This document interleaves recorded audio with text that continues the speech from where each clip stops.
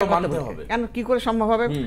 বচ্চন আমি নামই ধরে বলে দিচ্ছি, উনি কিনেছে, উনি নিজেই কোনবানেগা করোড়পতিতে বলেছে কয়েক কোটি টাকা, কয়েক কোটি। তাহলে তারপরে যারা তারা কত টাকা, সেটাই। হ্যাঁ, তারপরে যারা আরো তারা কত কোটি টাকা, আমরা কত টাকা দিয়ে কিনবো? আমরা যদি একটা মানে সম্ভবই না, সোনার দামে সিটি গোল্ডকে আমরা সিটি গোল্ডের দামে সোনা কিনি, তাই কখনো দেবে? মালিক কি মরে দেবে?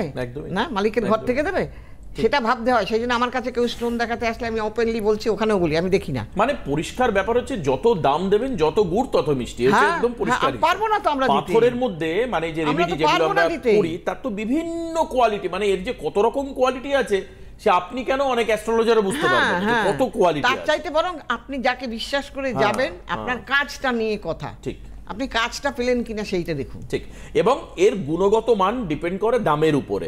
যত দাম দেবেন তার অরিজিন আসল হবে, হ্যাঁ, তার কোয়ালিটি ভালো হবে। কিন্তু না হলে আমরা কি করতে পারি? আমরা নানান রকম আধ্যাত্মিক প্রতিকার করতে পারি, গ্রহদোষ সংস্কার করতে পারি।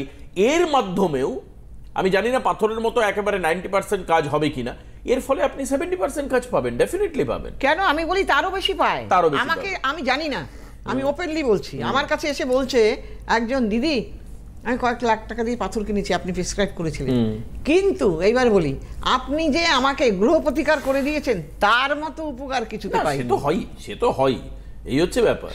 মানে পুজো অর্চনা, মন্ত্রপাঠ, এতেও মানুষের জীবনের প্রচুর উন্নতি হয়। আমি দেখেছি মন্ত্র পাঠ করতে তো একটা সঠিক সময় মন্ত্র পাঠ করতে তো পয়সা লাগে না, পয়সা লাগে না, কিন্তু তাতেও মানুষের জীবনে, আমার নিজের চোখে দেখা, আমি বলছি চোখে দেখা, আমি কোনো বানিয়ে গল্প বলছি না। না না, কাকে কিভাবে কোন মন্ত্র পাঠ করতে হবে, কোন সময় করতে হবে, সেটা যিনি দেন তিনিই জানেন, আদারওয়াইজ হবে না।